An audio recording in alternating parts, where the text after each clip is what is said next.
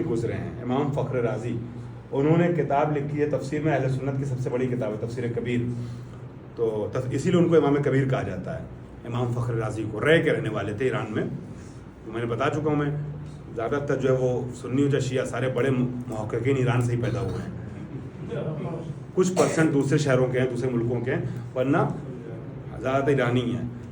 تو ان میں سیاہ ستہ کے چھ کے 6 وہیں کے ایرانی ہیں. ہماری 4 کتابوں کے سب مصنف ایرانی ہیں. تو ایسے ہی مفسرین بھی ہیں، وہ سب بڑے بڑے ایرانی پیدا ہوئے ہیں. تو یہ امام فخر رازی رے کے ہیں. رازی کا رہنے والا رے کا رہنے والا رازی کہلاتا ہے. رے جو تہران میں ہے، ٹھیک ہے، ملک رے. تو امام فخر رازی تفسیر کبیر لکھنے والے مفسر کبیر کہلاتے ہیں. ان سے ان کے بارے میں واقعہ بیان کیا تھا. بیٹا سنو، ان کے باپ نے امام فخر رازی نے اپنے بیٹے سے پوچھا کہ بیٹا کیا بننا چاہتے ہو. امام فخر رازی سمجھ میں آ گیا، بہت بڑے عالم تھے نا. انہوں نے اپنے بیٹے سے پوچھا بیٹا کیا بننا چاہتے ہو.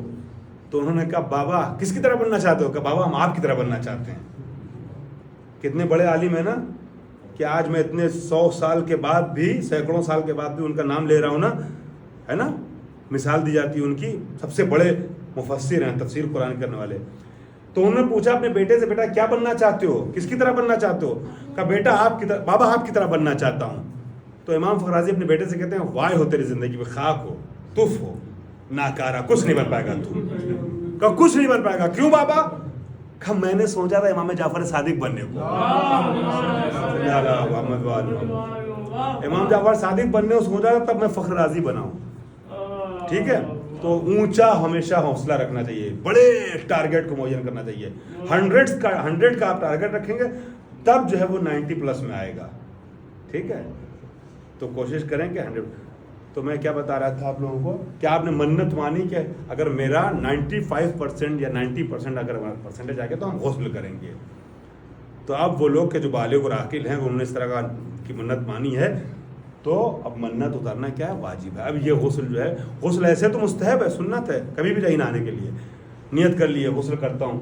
آپ کے اوپر کوئی غسل نہیں ہے، جمعے کا دن بھی نہیں ہے، کچھ نہیں ہے، نہانے کے لیے خالی گئے ہیں گرمی میں. مگر اپنے ہر عمل کو انسان عبادت بنا سکتا ہے. آپ نہانے گئے، گرمی لگ رہی ہے نا، تو آپ جب شاور کے نیچے کھڑے ہوئے تو نیت کر لیں غسل میں کرتا ہوں قربتاً اللہ. اب وہ نہانا نہیں ہوگا بلکہ غسل بن جائے گا اور آپ کے کھاتے میں ثواب لکھا جائے گا. آپ کے کھاتے میں ثواب لکھا جائے گا. تو یہ ہے معاملہ کہ ہم نیت کریں گے تو اب ہم کو اس منت کو اتارنا واجب ہے. یہ 7 طرح کے غسل ہیں. اس کی تفصیلات انشاءاللہ آگے بیان کروں گا. واخدوان اللہ رب العالمین. بیٹا